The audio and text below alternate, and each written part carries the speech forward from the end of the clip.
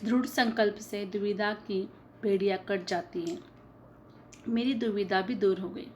कुएं में घुसकर चिट्ठियों को निकालने का उन्होंने निश्चय किया।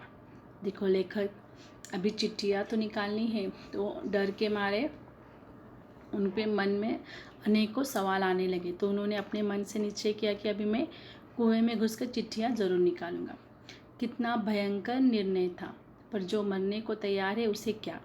मूर्खता अथवा बुद्धिमत्ता से किसी काम को करने के लिए कोई मौत का मार्ग ही स्वीकार कर ले, और वह भी जानबूझकर, तो फिर वह अकेला संसार से भिड़ने को तैयार हो जाता है। देखो, कहने लगा कि कितना भयंकर निर्णय था कि मुझे अभी कुएं में घुसकर चिट्ठियों को निकालना है, पर ये अभी अभी सामने कुछ हमें रास्ता ही नज़र नहीं आ रहा है।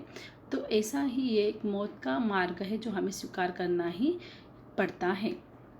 कभी कभी हमारे सामने ऐसे अनेक चुनौतियाँ आती हैं जिसको हमें करना नहीं होता है, फिर भी हमें करने के लिए तैयार होना पड़ता है। तो हम वो करते ही हैं, और फल की क्या चिंता, यानी उसका अगर हम कुछ करने के लिए जाएंगे तो उसका हमें फल की कोई चिंता नहीं कर सकते। फल तो किसी दूसरी शक्ति पर निर्भर है। उस समय चिट्ठियाँ निकालने के लिए मैं विषधर से भिड़ने को तैयार हो गया। फांसा फेंक दिया था।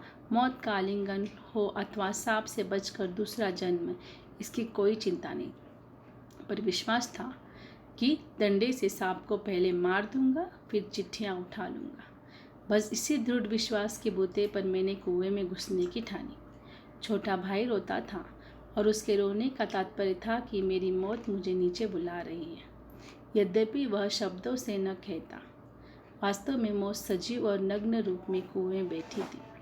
उस पर नग्न मौत से मुठभेड़ के लिए मुझे भी नग्न होना पड़ा। छोटा भाई भी नंगा हुआ।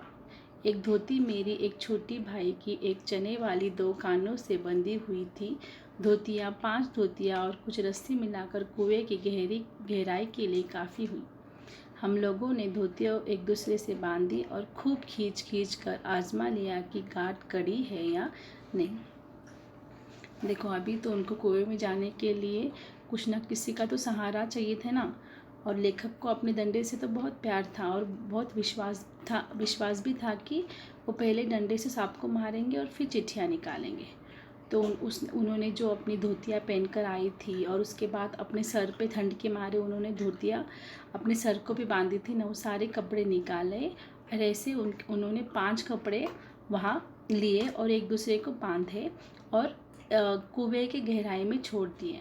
और उन्होंने देखा जो गांठ बांधे थे वो उन्होंने आजमा लिया कि ये गांठ कड़ी है या नहीं है। अपनी ओर से कोई धोखे का काम न रखा। धोती के एक सिरे पर डंडा बांधा और उसे कुएं में डाल दिया। दूसरे सिरे को डेंग, वह लकड़ी जिस पर चरसपुर टिकता है, के चारों ओर एक चक्कर देकर और गांठ लगाकर छोटे भाई को दे दिया। छोटा भाई केवल 8 वर्ष का था, इसीलिए धोती को डंडे से कड़ी करके बांध दिया। देखो, अभी उन्होंने अपना जो काम था वो शुरू किया। उन्होंने उन्होंने जो गांठ बांधी हुई जो बड़ी रस्सी थी उसका एक सिरे पर एक डंडी बांधकर नीचे कुएं में डाल दिया, और दूसरे सिरे को कुएं के ऊपर के एक पेड़ के, यानी डेंग या पेड़ की एक लड़की जिस पर पूरा चरसपुर टिकता, यानी ऐसे कोई मजबूती लकड़ी होंगी वहाँ, उसको उन्होंने दूसरा सिरा बांध दिया। और उसके साथ साथ उसने अपने छोटे भाई को भी वहाँ गांठ लगाने के लिए कह दिया। और छोटा भाई तब उनका केवल सिर्फ 8 वर्ष का था, और उस धोती को डेंग से कड़ी करके उन्होंने उसको बांध दिया। तब उसे खूब मजबूती से पकड़ने के लिए कहा। मैं कुएं में धोती के सहारे घुसने लगा। छोटा भाई रोने लगा। मैंने उसे आश्वासन दिलाया कि मैं कुएं के नीचे पहुंचते ही सांप को मार दूंगा, और मेरा विश्वास भी ऐसा ही था। कारण यह था कि इससे पहले मैंने अनेक सांप मारे थे, इसलिए कुएं में घुसते ही उस समय मुझे सांप का तनिक भी भय न था। उसको मारना मेरे बाएं हाथ का खेल समझता था। कुएं के धरातल से जब 4-5 गज रहा होऊंगा तब ध्यान से नीचे को देखा। अक्ल चकरा गई। सांप फैन फैलाकर धरातल के ऊपर बैठा हुआ लहरा रहा था। पूंछ के समीप का भाग पृथ्वी पर था। आधा अग्र भाग ऊपर उठा हुआ था और मेरी प्रतीक्षा कर रहा था। नीचे डंडा बंधा था। मेरे उतरने की गति से जो इधर उधर हिलता था, उसी के कारण शायद मुझे उतरते देख सांप घातक चोट के आसन पर बैठा था।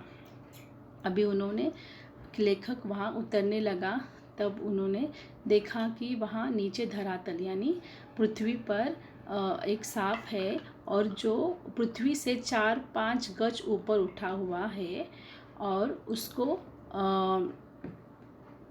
छोटे भाई को वहाँ डर था कि बड़ा भाई वापस आएगा या नहीं, तो वो रोने लगा। तो उन्होंने उसको आश्वासन दिलाया कि मैं कुएं में जाकर पहले सांप को मारूंगा, फिर मैं चिट्ठियाँ लेकर ऊपर आऊँगा। और ये विश्वास क्यों न था, क्योंकि उन्होंने उस डंडे से बहुत सारे सांप मारे थे, इसलिए उनको सांप का कोई डर नहीं था। तो वहाँ जाने लगे और जैसे जैसे वो नीचे जाते रहे तो वैसे उनको ऊपर नीचे उन्होंने देखा तो वो अचंभे में पड़ गए, क्योंकि वहाँ एक फन फैलाए हुए सांप ऊपर उठा हुआ था और जो रस्सी से जो डंडा हिल रहा था ना, उसके हिलने से वो सांप भी उसको देखकर हिल रहा था। और फिर वो उस उतरने मतलब उन्होंने देखा कि सांप वहाँ घातक चोट के आसन यानी किसी को चोट पहुँचा सके ऐसे आसन पर वो बैठा हुआ था।